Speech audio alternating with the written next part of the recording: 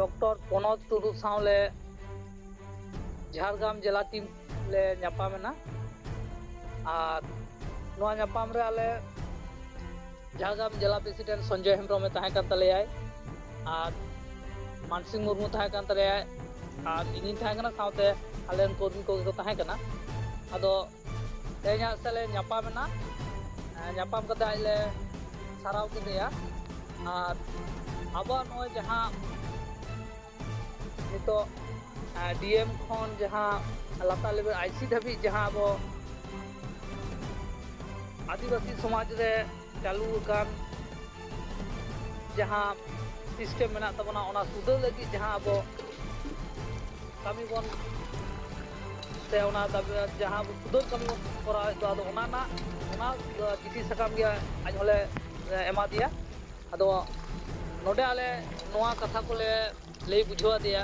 जे नितो अब आदिवासी समाज रे जहां चालू कान दो जेमन नोय अब वंश परम्परा जहां माजी व्यवस्था मेना तबना ओना आले सुधार लगी आले ओने ओलो पहाव शिक्षित मेटांग माध्यमिक पास मेटांग सेंगेल माजी नोकना ओंडे आले सुधार ले खोजो कना और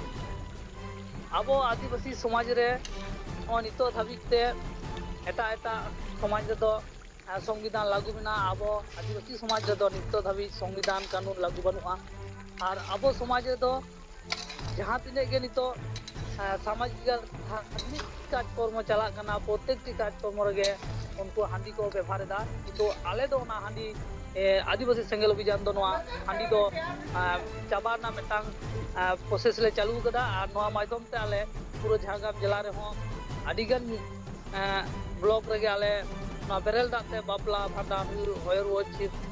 चिटी नोकान कमी वाले पारम कदा नोय आतो रे पूरा एकदम अंधविश्वास मेटांग लागू मेना डेर नितुम ते हर को गजेट कोआ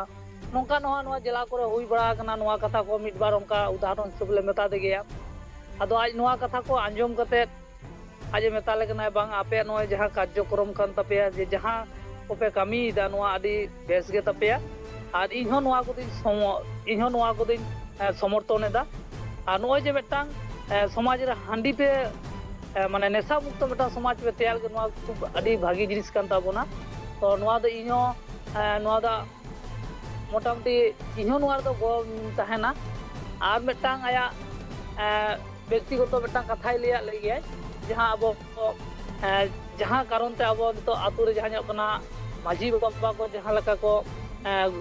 गुंडागर्दी से जहां लका को चालू इदाल इना जीवन हो नोका टाइप होले ना जाय बापला रो जता उनी माझी बाबा मेटा समस्या तैयार लेदाय जे ओंडे सिम बोंगा मेटा सिम खातिर अदला नो नोकाई समस्या को तैयार ते जे सिम मेटा हटो रे आड़ा दाग तहन ताय में उनकान सिम जोगाड़ में अदले नो नोका नुकु माझी को तो मोटामुटी समस्या को तैयार तबना तो आपे नोडे जे ओलोक पढ़ा को मेटान शिक्षित तो मेटान जहां आईन कानूने बड़ाय नोकान माझी को पे मेने तबनो आडी भागे पदक्षेप कना तो आपे नोआ पूरा प्रचार प्रसार तहन पे और आतो टोला करे मोटामुटी कमी पे और इनहो नोआ तो समर्थन मनेगा ओना सावता आले मता दिया जे नोआ पश्चिम बंग रे सान्ताली बेटा एडुकेशन बोर्ड बनुआ सान्ताली मीडियम स्कूल को तो चला कना ओना लगी सान्ताली एडुकेशन बोर्ड मेटांग ताहले नोडे ताहे दरकार कना और Paschim Banga fake ST certificate को पेरेज कना नोहा जाते बंदो मा ओना कथा हले मेता दिया अदो आदि बेस गे आले बुझाव के आया कथा गलमाराव ते हो और आले सा आज फोन नंबर को एमा लिया जे जहाना नोका तहन कनी सा हो गलमाराव दाय तबन आपे अदो नोआ को पैसा ले गलमाराव केदा और आले नोआ आरो ले जिला टीम नोआ ले गलमाराव गोटाय ना आले तला रे जे नोय जहां अब डीएम कोन आईसी धाबी जहां नो समाज सुधार ना जहां अब चिठी सकाम बन एमा अदो नोआ को आले डीएम ठेन दो मोटाम हिजु कान नोंका शुक्रवार तेले एमा नोआ कथा ले गोटा कदा और एटा ब्लॉक करे हो आले नोआ खबर ले पासना का जे प्रत्येकटी ब्लॉक एरिया रे हो जेमन आईसी मेनाया वीडियो मेनाया नुकिन ठेनो अब नोआ समाज सुधार ना जहां अब नोआ चिठी सकाम मेना उनको बन एमा कोआ अदो नो नोंका कता आले होले गलमाराव केदा ᱛᱚ ᱱᱚᱣᱟ ᱠᱚᱜᱮ ᱤᱧ ᱯᱟᱥᱴᱟ ᱥᱮᱫ ᱠᱷᱚᱱ ᱨᱤᱯᱳᱨᱴ ᱫᱚ, ᱢᱟ ᱥᱟᱱᱟᱢ ᱠᱚᱜᱮ ᱡᱚᱦᱟᱨ।